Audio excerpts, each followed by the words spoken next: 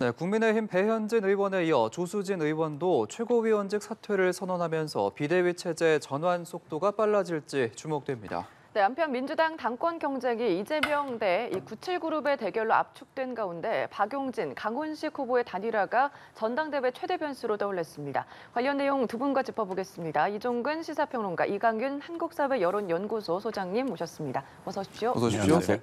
네. 자, 집권 여당의 내홍과 혼란 계속 이어지고 있습니다. 최고위원 몇 명이 사퇴해야 하는가에 대한 이견은 좀 있는데 비대위 체제의 전환으로 좀 무게가 옮겨가는 것 아닌가라는 전망이 좀 나오고 있습니다. 지금의 이 국민의힘 내용 상황 좀 어떻게 진단하고 계신지요? 네, 일단 어제와 오늘이 달라진 점이 있습니다. 예. 어저께 그 배현진 최고위원이 사퇴를 했을 당시만 하더라도 예. 조수진 최고위원이 자신은 사퇴할 의사가 없다라고 분명하게 얘기를 했거든요. 그런데 지금 하루 만에 조수진 최고위원이 사퇴를 전격적으로 지금 발표를 했습니다. 예. 그러면 어저께와 오늘이 왜 달라졌을까 하는 분석이 필요하겠죠. 근데 내부적으로는 당의 흐름, 그러니까 실질적으로 국회의원들의 그 소속 국회의원들의 흐름이 바뀌고 있다라는 그 흐름이 나오는 게 예. 일단 초선 의원들이 지금 30여 명이 전체 60여 명에서 한 과반이 넘는 수가 지금 연판장을 돌리지 않았습니까? 이것도 좀 더 하려다가 이게 너무 세력화되는 그런 모습으로 비춘다 해서 일단 중단한 것이거든요. 그런데 이렇게 당내 어떤 흐름이 이 비대위 전환에 좀 더 무게가 실리는 게 아니냐. 첫 번째는. 그리고 두 번째는 연이어 보도가 대통령실의 의중이 비대위 전환 쪽에 실려 있다. 라는 보도가 이어지고 세 번째 요인, 즉 권성동 원내대표의 지금 발언의 흐름도 아침과 저녁이 좀 바뀌었어요. 어제 아침까지만 하더라도 전원이 사퇴해야 된다라는 그런 그 발언으로 최고위원 사퇴가 바로 이 배현진 최고위원 사퇴가 바로 이 비대위 전환을 의미하는 것은 아니다라는 뉘앙스로 이야기했다가 오후에 입장이 확 바뀐 게 자신은 뭐 비대위로 가서 원내대표직만 수행하더라도 그것이 문제가 없다라는 그런 발언을 함으로써 원내대표 역시, 그러니까 직무대행, 권성동 직무대행 역시 비대위 전환의 걸림돌이 아니다라는 그런 그 입장 전환을 보임으로써 이 모든 것들이 집약되면서 오늘 즉 조수진 최고위원의 전격 사퇴로 이어진 게 아니냐. 그렇다면 조수진 최고위원 이외에 한두 명 정도 더 사퇴를 하는 흐름이 보이지 않을까 하는 전망이 가능하죠. 예. 네. 소장님께서는 어떻게 보십니까? 최고위원으로 사퇴하는 추가적인 일들이 계속 일어나게 될까요? 예, 그럴 가능성이 높아 보입니다. 예. 그런데 굉장히 중요한 당의 진로 및 지도 체제를 두고 어제 다르고 오늘 다르고 아침 다르고 저녁 다르고 이건 조금 글쎄요, 국민들께서 어떻게 보실지 모르겠어요. 점점 좋아 보이지도 않고 자연스러워 보이지도 않습니다. 지금 여권이 지지율, 여론, 그리고 당내 갈등 이런 것에서 굉장히 좀 어수선해 보인다. 그리고 이준석 당대표 징계 이후에 전국 운영에서 어떤 좀 무질서하달까? 주도권 이런 것도 보여주지 못하고 있는 것 같고요. 결국 키포인트는 이준석 없이 가느냐, 이준석을 어떻게 하고 갈 것인가에 대한 여권 최고위층 핵심부의 견해가 어떻게 모아지는지, 그리고 그게 어떤 모양새를 띠면서 관철이 될 수 있는지에 대해 모아지는 게 아닌가 싶습니다. 당분간 좀 어수선해 보일 수밖에 없는 현상인 것 같은데요. 전국 하한기도 겹치고 있습니다만 지금이 이렇게 한가할 때는 아닌 게 아닌가 하는 생각을 듭니다. 네. 예. 이게 지금 비대위 얘기가 나오면서 당권 당규를 또 어떻게 해석하느냐에 따라서 또 달라질 것으로 보이는데, 우선 이 새로운 비대위 전환으로 바뀌게 된다면 이런 상황이 지금 이준석 대표에겐 유리하진 않은 상황인 것 같거든요. 어떻게 보십니까? 일단 상정해 볼 수 있는 게 이 당원이 참 모호합니다. 예. 명확하지가 않아요. 96조 비대위 그 구성과 관련된 항목이 당대표가 거리되거나 최고의 기능이 상실되는 등 당의 비상 상황이 발생해서 안정적 당 운영과 비상 상황의 해소를 위해서 비대위를 둘 수 있다 이렇게 돼 있습니다. 그러면 일단 당대표가 거리되지는 않았거든요. 당대표가 사고로 인해서 잠정적으로 지금 직무를 할 수 없는 상황이라고 지금 이미 결론을 내렸기 때문에 그 다음 상황. 최고위원회의 기능이 상실된다. 이 대목이 어떻게 해석이 될 건가? 그럼 최고위원들이 사퇴를 했을 경우 그러면 이게 상실되는 것으로 봐야 되는가에 대해서도 지금 모호한 상황입니다. 예. 그래서 혹시나 일각에서는 이렇게 모호한데 이것을 강행할 경우 뭐 이준석 대표가 또다시 가처분이라든지 이런 경우의 수가 있지 않겠느냐라고 우려하는 어떤 목소리가 그래서 나오는데 일단 어저께까지 사무처가 일부 보도에 의하면 사무처가 전원 사퇴해야 된다라는 유권 해석을 내렸다는 보도가 있었는데 사무처에 확인을 한 결과 사무처에서는 그런 확인을 해준 적이 없다라고 공식적으로 이야기를 했습니다. 이건 또 어떤 의미로 해석이 되냐면 그렇다면 전원 사퇴가 아니라 그러면 정원이든 아니면 재정 인원이든 과반수가 사퇴하면 가능하다라는 쪽으로 사무처가 지금 그 유권 해석을 내릴 가능성이 높아 보이고요. 그러면 결국은 지금 9명 중에 5명 아니면 지금 현재 있는 7명 중에 4명 당연직 빼고 그렇게 그 숫자가 되는데 이렇게 됐을 경우 이준석 대표가 가처분을 했더라도 지금 제가 보기에는 그 정당에서의 정치 행위를 갖고 네. 행정소송에서 가처분이 내려진 경우가 거의 없거든요. 왜냐하면 이것을 만약 강행할 경우는 사무처가 유권 해석을 공식적으로 내렸을 경우 지난번처럼 거리가 아니라 사고다 이런 식으로 내렸을 경우이기 때문에 당의 당원 당규를 갖고 사무처가 유권 해석을 내린 것을 법원에서 개입을 해서 이것이 저렇다 그렇다 하면 이게 정치행위에 개입하는 어떤 결과가 나온다라고 지금까지의 어떤 판례가 나오기 때문에 예. 가처분을 할 경우 가처분 소송을 해서 이길 경우가 아마 없을 것이다. 그렇다면 이준석 대표도 일단 지금 이것을 뭐 이렇게 그 행정소송으로 가지는 않을 것이다. 그러면 조수진 최고위원 이외에 2명만 아마도 그 더 포함이 된다면 비대위 체제로 가는 게 아니냐라고 생각이 들 수가 있죠. 네, 배현진 의원의 사퇴에 이어서 오늘 오전에 조수진 의원이 사퇴했고 그리고 사퇴 가능성이 더 늘어날 거다 이렇게 말씀을 해주셨는데 김용태 의원 같은 경우는 밀릴지언정 꺾이지 않겠다면서 사퇴 거부 의사를 밝혔거든요. 네. 이준석 대표의 복귀 가능성 어떻게 보십니까? 점점 약해지는 게 아닌가 이런 생각도 좀 들긴 합니다만 솔직히 잘 모르겠습니다. 어떤 흉중들을 갖고 있는지 모르겠고 당원 당규를 해석하는 것도 혼선이 좀 생기고 있잖아요. 예. 그러면 변수가 훨씬 많아지지요. 어쨌거나 권성동 원내대표 겸 직무대행 체제의 리더십이 그렇게 안정적으로 보이지는 않는데 앞으로도 안정성을 확보할 가능성이 그닥 커 보이지 않는다는 데 더 문제의 핵심이 있는 것 같고요. 이게 기한이 딱 정해져 있잖아요. 6개월 뭐 당원권 정지인가. 그러니까 출구 날짜, 제대 날짜는 정해져 있는데 예. 그때 도달하기까지의 변수가 너무 많다는 게 하나 문제고요. 또 하나는 정치를 법으로 푸는 것 또는 풀려는 것은 하지하 방책, 가장 형편없는 안 좋은 경우이다라는 생각은 한번 말씀을 좀 드리고 싶습니다. 첨예하게 해석이 엇갈릴 경우에 이걸 누가 좀 권위 있는 곳으로부터 유권 해석을 받겠다에서 출발을 하는데 항영 모든 시비의 출발은 사인 간의 권리를 다툴 때는 법적인 판단이 필요합니다. 그런데 정치의 영역은 조금 다르지 않습니까? 누가 잘못했느니 잘했느니를 형사법적으로 뭘 팩트를 들어가면서 따지기 애매한 순간이 있을 때 그걸 정치의 본원적 기능을 통해서 해결하라고 모여있는 곳이 정당인데요.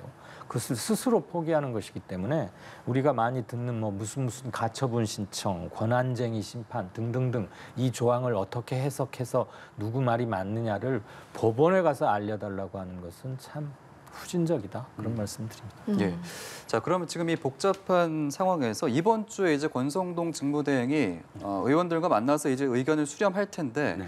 빠르게 좀 해결 방안을 찾을 수 있을 거라고 전망을 하시는지요? 일단 조수진 최고위원이 사퇴하기 전에 지금 권성동 의원 그 직무대행 쪽에서 두 가지가 있었습니다. 하나는 주말에 아마도 대통령과 회동하지 않을까 하는 추측 기사가 나왔고요. 권성동 직무대행이 그리고 그 다음에 의원들과의 어떤 이 만남이 두 가지가 어떻게 해석이 되냐면 대통령의 의중을 그렇다면 의원들과 만나서 대통령 대통령 의중이 어디에 있다라고 권성동 직무대행이 분위기를 몰아가는 그런 상황이 되지 않을까라고 생각을 했었습니다. 그런데 일단 조수진 최고위원이 사퇴를 함으로써 굉장히 더 급박하게 지금 상황이 돌아갈 거예요. 그러니까 아까 그 당원 당규에 이거죠. 안정적 당 운영이라는 표현이 있거든요. 그러면 최고위원들이 연달아 사퇴하는, 최소한 지금 김재원 최고위원이 사퇴하지 않았습니까? 이미 오래전에. 그러면 김재원, 배현진,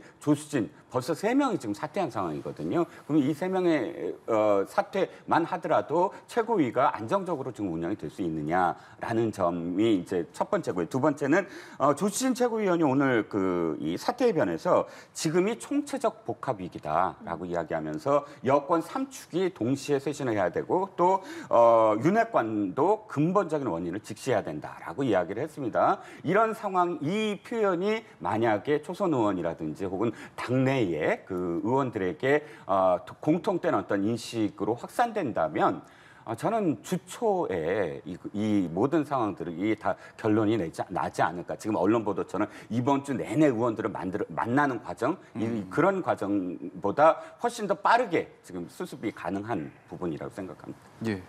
소장님 어떻게 보십니까? 주초에 빠르게 정리가 가능할 것이라고 말씀해 주셨는데 이 부분 어떻게 생각하시는지? 결단하기에 따라 달려 있고요. 불가능한 일은 없겠지요만은 지금 갈래가 딱 Aor B 두 가지만은 아닌 것 같아요. 예. 그래서 가장 소망스러운 것은 당내 리더십을 둘러싼 논의가 빨리 정리가 되고 지금 국민들이 현 여권에 바라는 것은 정책적 불안감을 좀 해소해달라, 일하는 걸 보여달라 이런 거 아니겠습니까? 가장 먼저 그것에 아프게 느껴야 하는 것은 집권 여당이겠죠. 그리고 대통령실도 비슷할 거고요. 그래서 저는 저 난마처럼 얽혀 있어 보이는데 저 밑바탕에는 당 패권을 두고 어느 그룹과 어느 그룹이 대결하는 듯한 그룹, 그 중에 하나는 이준석도 있을 거고요. 그래서 주초에 그렇게 잘 될까? 썩 많아 보이진 않습니다만 위기를 정말 심각하게 받아들인다면 저는 다음 주 중에는 무조건 정리가 되어야 그나마 전국 주도권을 잃지 않고 한 번 더 해볼 수 있는 타이밍에 있는 게 아닌가 그런 생각을 합니다. 빨리 됐으면 좋겠습니다. 저 예. 어느 당이나 마찬가지인데 저런 식으로 지지부진한 것은 절대 좋지 않습니다. 네, 윤석열 대통령은 이번 주 여름 휴가에 들어가고 대통령의 휴가 이후가 더 중요할 걸로 보이는데요. 이례적으로 지금 지지율이 많이 급락한 상황이잖아요. 이번 여름 휴가가 편안하지만은 않을 것 같거든요. 네, 그렇습니다. 대통령의 역대 휴가는 거의 대부분 전국 구상이라는 표현이 같이 따라 붙습니다. 휴가 기간 동안 어떤 구상을 할 것인가. 왜 그게 붙냐면 휴가 기간 끝나자마자 어떤 책을 읽었다. 뭐 이 기사가 나오고 그다음에는 인적 쇄신이라든지 혹은 어떤 아젠다를 내놓는다든지 해서 전국에 어떤 모멘텀을 갖는 것이 역대 그 대통령들의 휴가 기간 이후에 했던 그런 관례가 있었습니다. 더군다나 이번엔 윤 대통령 지금 2개월 조금 지난 이 시점에서 20%까지 내려간 어떤 상황. 분명히 뭐 휴가 기간 끝나자마자 뭔가의 변화가 있을 것으로 지금 예상이 되지 않겠습니까? 근데 그 중에 가장 첫 번째가 아마도 인적 쇄신 아닐까 싶은 거고요. 인적 쇄신이 내각이냐 아니면 대통령 비서실이냐 뭐 이런 지금 설왕설래하는 기사가 많이 나오는데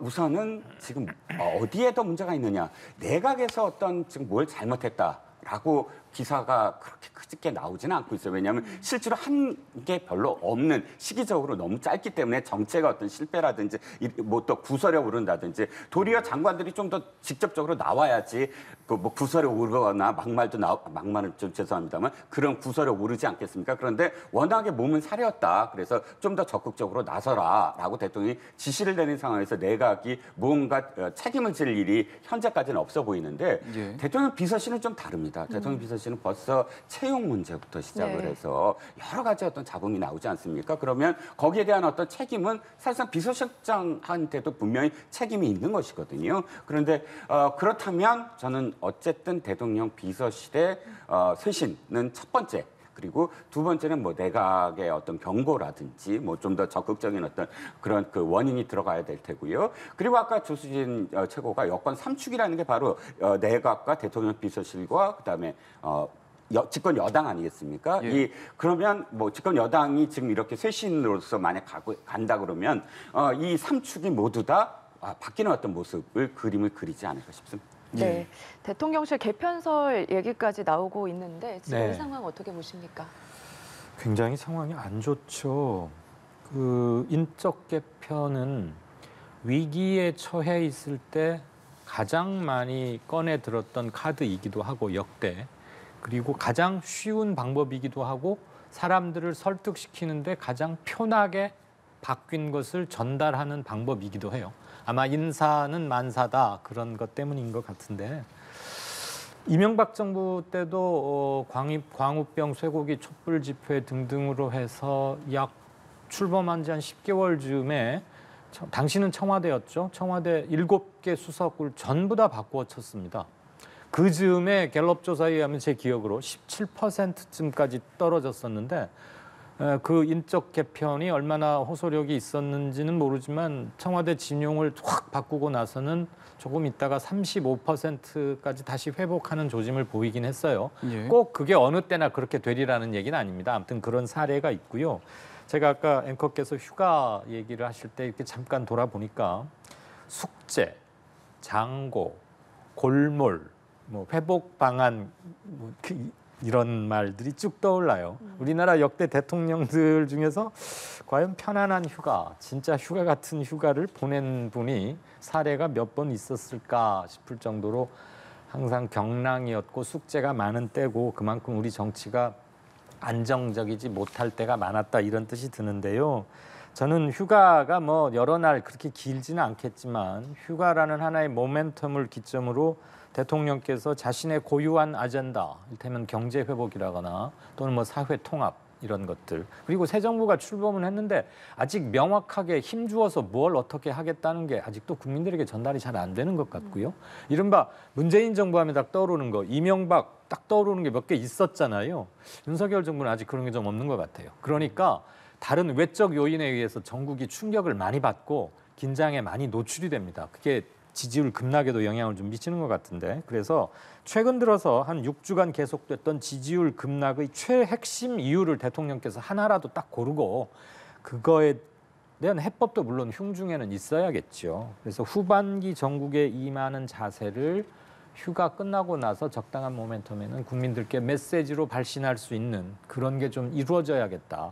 그래야 그게 소통의 첫걸음이지 여지껏은 소통과 능력을 굉장히 강조는 해 오셨습니다만 국민들께서는 그닥 체감하지 못하고 있는 것. 이게 석 달째, 넉 달째 접어들어가는 윤석열 정부의 가장 큰 위기가 아닌가 생각합니다. 예, 알겠습니다. 이번에는 야권 분위기도 좀 살펴보겠습니다. 지금 이재명 의원의 이른바 저소득층 발언 그리고 무당의 나라 발언이 논란인데 발언의 취지 좀 어떻게 보십니까? 파장은 굉장히 큰 것 같아요.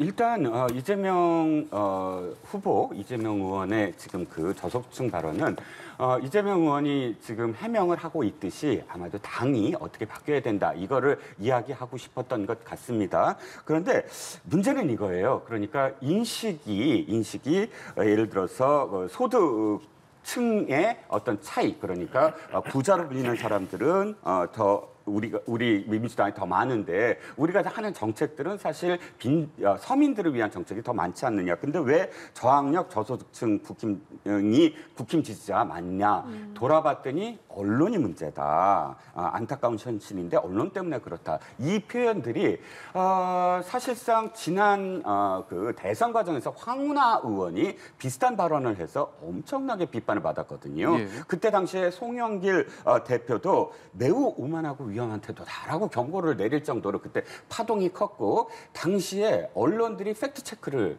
다 들어갔어요. 그래서 실제로 그런가? 그런데 들여다보면 당시 상황이 좀 지지율이 이재명 후보가 좀 떨어질 때 그 발언이 나왔는데 당시 상황에서 꼭 그 지금 황운하 의원의 표현처럼 소득계층으로 이렇게 차이가 확 나지는 않았거든요. 도리어 또 윤석열 후보의 중산층 이상이 이렇게 그 지지율이 높았던 어떤 당시 시기에 그런 어떤 상황 속에서 이미 그게 큰 어떤 이슈가 됐었는데 그걸 그대로 다시 연결을 시키면서 언론 때문이다라고 이야기하는 것이 사실상 지금 굉장히 파장이 커지는 것 같아요. 네. 근데 제가 또 논문이 기억이 나는 게 10년 동안 그 우리나라 저소득층이 확실하게 보수 정당만 지지했느냐라고 전병유, 신진욱 두 교수가 쓴 논문이 굉장히 그 학계에서 유명한 논문인데 예. 이 교수의 논문의 결론은 있습니다. 저소득층이 지지가 훨씬 보수 정당이 많은 것 같아 보이지만 거기는 그러니까 저소득층이 고연령이 많기 때문에 연령 변수가 많아서 이제 저소득층이 무조건 다 연결되는 게 아니다. 도리어 세대 균열이나 중도 진보 정당의 역량 문제가 도리어 더 이 영향을 미칠 수가 있으니까 예. 그렇게 이분법으로 바라볼 수 없다라는 게 이 논문의 결론입니다. 그렇다면 어찌됐든 지금 이재명 후보가 지금 비판받는 대목이 만약에 그렇더라도 그거 사실이라도 우리 정당이 어떻게 바뀌어야 된다라는 표현으로 우리 탓으로 돌려야지 그걸 언론 탓으로만 돌리면 사실상 환경 탓으로 계속 이렇게 돌리려는 것 같아서 다른 후보들의 어떤 비판을 받을 수밖에 없다는 거죠. 예, 지금 이 발언이 여당뿐만이 아니라 같은 당 내에서도 노골적인 선민 의식이다, 남탓만 하고 있다 이런 비판이 나오고 있거든요. 예. 어떻게 보십니까? 일선에서 언론 종사하시는 분들이니까 더 많이 체감하시겠지만 모든 직역에서 언론을 그닥 좋아하지 않는 이유가요. 좋아하기 힘들 수밖에 없는 게 언론은 한 사람의 긴 발언을 중계방송해주는 일이란 거의 드물어요. 핵심만 뽑아서 간추려서 전달하는 게 언론의 본원적 기능 중에 하나이기도 하니까 보도를 당하는 입장에서 보면 나는 이거 말고도 이런 중요한 얘기도 했는데 이것도 좀 써주지 이건 왜 안 다뤄 하고 서운해할 수 있겠죠. 그래서 뒷부분이 잘리더라도 발언의 취지가 손상되지 않도록 말을 효과적으로 하는 기술도 조금은 필요한데요. 지금 그건 이제 스킬, 기술의 문제고 이거는 민주당의 정체성과도 직결되는 매우 중요한 문제입니다. 왜냐하면 이재명 후보뿐만 아니라 김대중, 예전에 김대중 민주당 후보 때부터도 쭉 내려왔던 얘기인데 민주당은 전통적으로 서민과 중산층을 대변하고 그들에게 지향하는, 그들에게 다가가는, 그들을 대표하는 정당이라는 게 역대로 쭉 민주당의 정신이었어요. 그런데 왜 그게 잘 먹히지 않을까요? 공교롭게도 그게 잘 먹히지 않았을 때 집권에 실패했거나 집권하고 있다가 놓치기도 했었습니다. 그러면 그 첫 번째 요인을 언론에서 찾는 것은 조금 문제가 있다. 언론이 서운하고 언론이 균형 있는 보도를 하지 않았다고 말할 수는 있습니다. 그러나 그 첫 번째 이유로 언론을 드는 것은 문제가 있고 우리가 서민 대중을 대변하는 과정에서 문제는 없었는지 그들이 정말 원하는 부분을 우리가 제대로 정책으로 반영을 했든 득표로 연결할 수 있는 무엇을 제공했는지를 먼저 한번 돌아볼 필요가 있겠죠. 예. 정체성을 바로잡고 지향점을 다시 한번 하는 것. 왜 우리가 뭐 이렇게 0점 정렬 이런 말 하지 않습니까? 출발점과 목표 지점을 반드시 가지런히 일치시켜 놓고 뭘 해야 빗나가는 오차가 적어지잖아요. 그 서민층에서 윤석열 후보에게 투표한 게 많았다. 그거는 1차적으로는 민주당도 분석이 끝난 내용입니다. 그러니까 언론 탓을 하지 말고 자기 자신 탓과 동시에 언론도 좀 균형 있는 보도를 촉구하는 자세는 그게 순서가 맞지 않을까 싶긴 해요. 언론에 대해서 이재명 의원이죠. 이제는 당대표 후보이기도 하고 예. 좀 서운해하는 생각을 가질 수밖에 없는 점은 이해는 가지만 계속해서 같은 얘기를 여러 번 하면 사람들이 어떤 고정적 이미지를 갖기 쉽습니다. 그러니까 자기 반성을 먼저 하고 언론에는 당당히 요구해야죠. 고쳐라 이렇게. 네. 이제 전당대회 이전에 3인의 후보가 또 결정이 됐고 어제 박용진, 강훈식 후보가 회동을 했다 그런 소식까지 전해졌습니다. 단일화 가능성 어떻게 보십니까? 단일화가 가능하려면 단일화하는 대상들이 서로 보완이 돼야 돼요. 같은 성격이 비슷하면 사실상 보완이 안 되거든요. 이를테면 계층적으로 한쪽은 노령층이 지지하는 사람, 한쪽은 뭐 청년층이 지지하는 사람, 이러면 시너지 효과가 있어서 상대하는 후보가 장년층을 뭐 이렇게 지지하는 기반으로 했을 때 상대가 될 수가 있는데, 안타까운 건 만약 단일화가 안 되는 것에 대한 안타까움을 얘기한다면 두 후보가 비슷해요. 그러니까 97세대라는 어떤 공통점을 갖고 있고, 공통점이 꼭 나쁜 건 아니지만, 그런데 지지 기반이 비슷해버리면 시너지 효과가 줄어들지 않겠어요? 그런데 두 사람의 차별점이 그렇게 보이지 않는다는 거예요. 그래서 시너지 효과가 크지 않을 것이다. 그리고 두 번째는 이 단일화는 어쨌든 드라마틱해야 되거든요. 이야기거리가 돼야 되는데, 벌써부터 이건 지금 이 전당대회 훨씬 전부터 단일화 얘기까지 나오고 있어요. 그러면 이게 변수가 아니라 상수가 돼버리거든요. 그래서 사실상 지금 두 사람이 단일화에서 얻을 수 있는 효과가 크지 않을 때는 단일화보다는 도리어 더 끝까지 전국을 돌면서 자신을 호소하는 그런 이미지를 남기는 것이 더 나한테 이득이 된다라는 판단이 서지 않을까 싶습니다. 네. 전 두 가지만 말씀드리고 싶어요. 예. 단일화하라는 요구나 압력이 있는가? 있다면 과연 그게 큰가? 둘째, 단일화 명분이 뭔가? 그 두 가지 점에서 저는 저 두 분의 단일화 주장 및 뭐 교섭 그리고 하겠다는 것이 좀 약효가 적다. 시민들이 왜 단일화해야 하는지 잘 모르는 게 좀 있는 것 같다. 아마 이거 같아요. 반 이재명. 예. 그걸로 단일화를 얘기하시는 것 같은데, 그것만 가지고는, 그러면 단일화 그러면 흔히 우리가 선악 또는 A, B 둘 중에서 뭐 하나를 취해서 얻을 수 있는 기대 이익, 기대 효과와 그냥 두었을 때 벌어질 수 있는 안 좋은 것들, 이런 데서 선택을 하는 게 사람들의 통상적인 집단 행동의 원칙이거든요. 예. 근데 지금은 이 두 분은 몰라. 그래요. 이재명이 당대표를 맡아서는 안 되겠기에 그걸 저지하기 위해서 우리는 누가 되든 않더라도 문제 않고 우리 둘 중에 한 사람으로 몰아야겠습니다 하는 진정성이 굉장히 강한 것 같긴 한데, 예. 그게 제대로 전달이 잘 안 되고 있다는 것이고, 반 이재명이어야 하는 이유를 소상하게 전달하는데도 아직은 큰 힘을 발휘하지 못하는 것 같습니다. 잘 안 될 것 같습니다. 예, 알겠습니다.